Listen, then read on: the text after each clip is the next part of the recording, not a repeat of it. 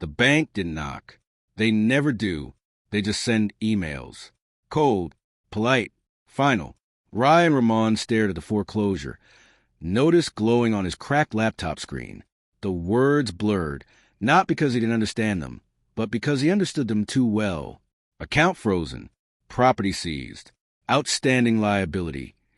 $2,840,000. 3 years of building his logistics startup. Gone. Outside their small Manhattan apartment. Sirens screamed in the distance. Inside, the silence was worse. Sarah stood near the window. She hadn't spoken in 10 minutes. Not when he told her the investors pulled out. Not when he said payroll bounced. Not when he whispered, "I'll fix it." She finally turned. "Is it true?" she asked quietly. Ryan nodded. "We're bankrupt." The word felt like swallowing glass. Sarah inhaled slowly, arms folding around herself. "You said the second funding round was confirmed." "It was, until it wasn't." "That's not an answer. It's the only one I have." She didn't scream. She didn't cry. That scared him more. The first thing to disappear wasn't the apartment. It was warmth. Sarah stopped touching him, stopped sitting close, stopped asking about his day. Instead, she started asking questions that sounded harmless but weren't. How long will this last? Can we move somewhere cheaper? Do you have a backup plan? Why didn't you listen to Daniel? Daniel, his best friend, the one who warned him about risky expansion, the one who suddenly started coming over more often, the one who wore tailored suits even at casual dinners. Daniel had money, old family money, quiet power money. And now, Daniel had opinions. One night, Ryan walked into the kitchen and heard them talking in low voices. "He's drowning, Sarah," Daniel said gently. "I can't just leave him," she replied. "You don't have to drown with him." Silence. Then Sarah's voice softer. "I'm tired." Ryan stepped back before they saw him. Something inside him cracked, but he swallowed it, because love means staying, right? It rained the night she packed her suitcase. Not dramatic thunder, just steady rain, like something washing away slowly. Ryan stood by the door as she folded clothes carefully, mechanically. "You're really leaving?" She didn't look at him. "I can't live like this." "Like what?" "Uncertainty. Debt. Fear. I'm fixing it." "You've been fixing it for 6 months." The truth doesn't shout. It sits calmly and destroys you. He walked closer. "We built everything together."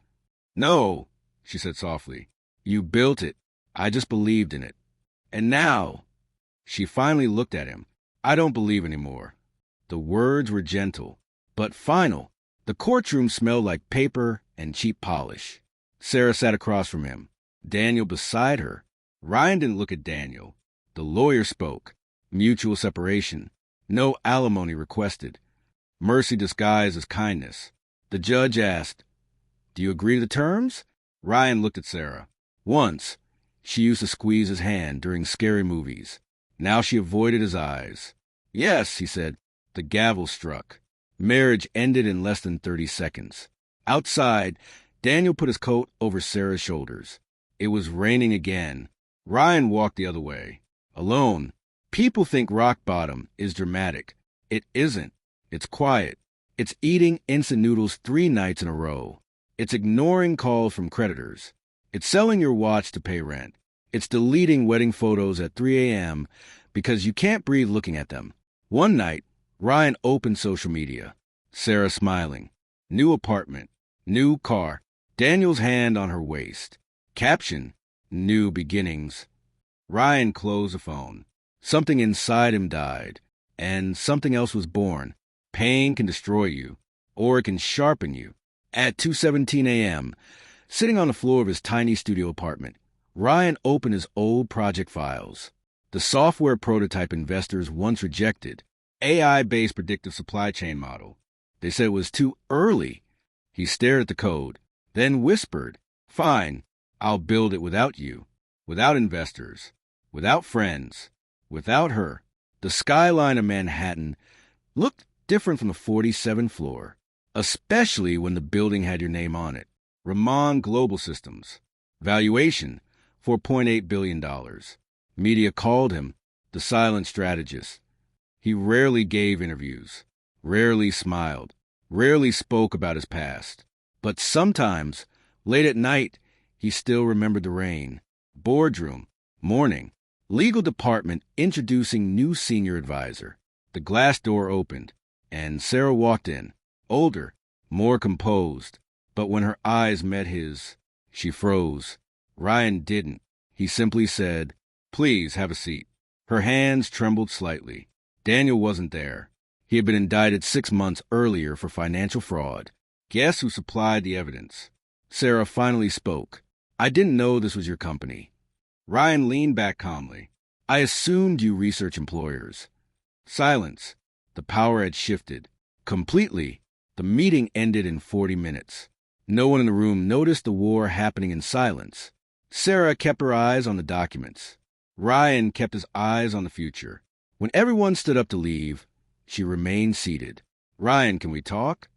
His assistant glanced at him. He nodded once. The room emptied. The glass walls suddenly felt smaller. Sarah stood slowly.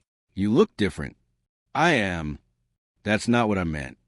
"I know." Silence stretched between them. Heavy, unfinished. "I didn't know Daniel was doing those things," she said quickly. "The fraud, the shell companies, the investor manipulation.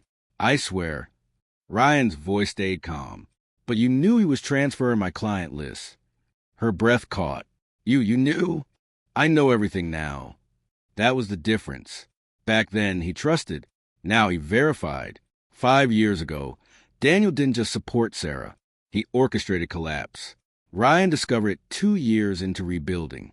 A junior analyst uncovered a strange funding withdrawal pattern. Anonymous pressure from a rival firm. Private investor persuasion. All linked back to Daniel's family trust. It wasn't coincidence. It was strategy. Daniel wanted market control. And Sarah was collateral, or leverage. Ryan never exposed it immediately. He waited, built power first. Because revenge without power is just noise. That evening, Sarah sat alone in her small apartment. Not luxury, not poverty, just ordinary. Daniel had lost everything after the indictment. Public disgrace, frozen assets, social exile. She had left him 6 months before the charges. But not because she knew, because she finally saw. Daniel wasn't strong. He was manipulative. And she had confused confidence with safety. Her phone buzzed. Unknown number. A news alert. Ramon Global acquires Kane Logistics. Expands European control. She stared at his photo in the article. Sharp suit. Calm eyes. No warmth. She whispered to herself.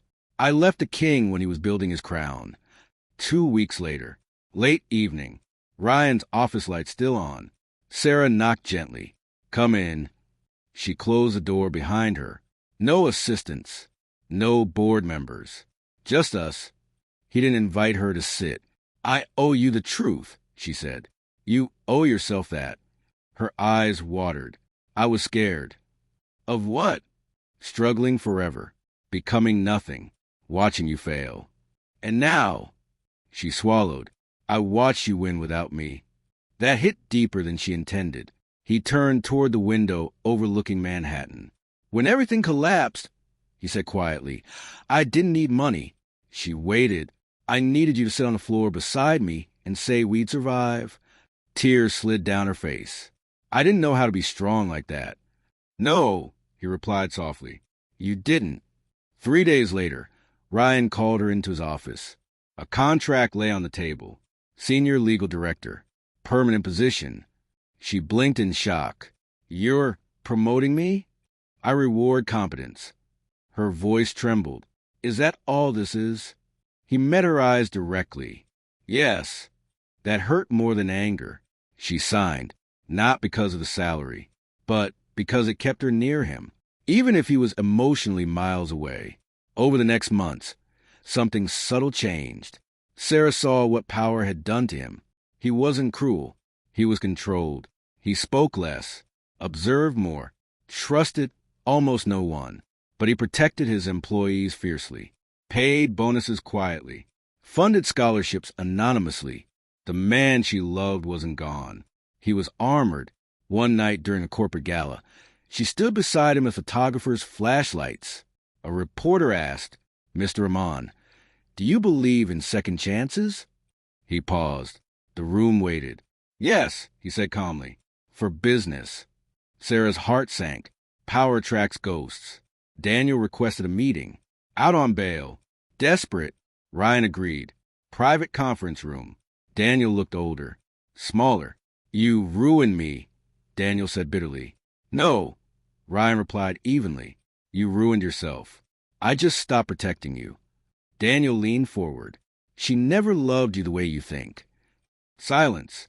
"She loved security." Ryan stood slowly. "Security," he said quietly, "is earned, not stolen." Security escorted Daniel out, but his words lingered. Did she love him? Or what he could become? Winter again. 5 years, almost the day she left. Snow fell outside Ryan's penthouse balcony. Sarah stood there, coat wrapped tight.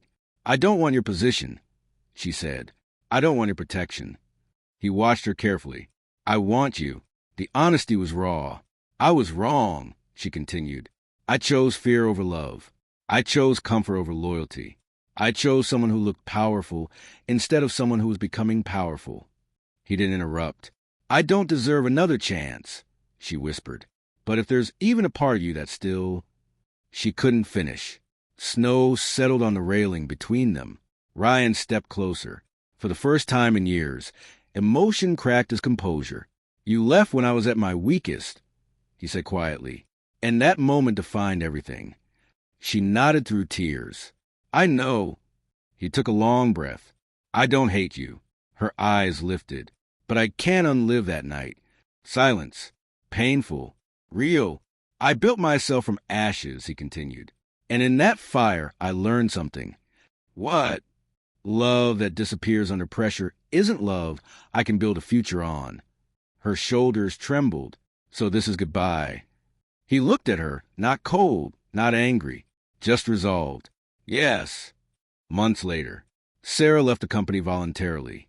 No scandal, no drama, just a quiet resignation letter. Ryan watched her walk out of the building one last time. He didn't stop her.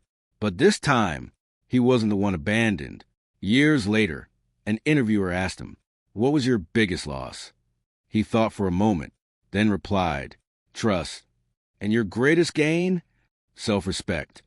That winter night, alone in his office overlooking Manhattan, snow falling again, Ryan stood stronger than ever. He had lost love, lost money, lost a friend, but he had never again lost himself. And that was enough.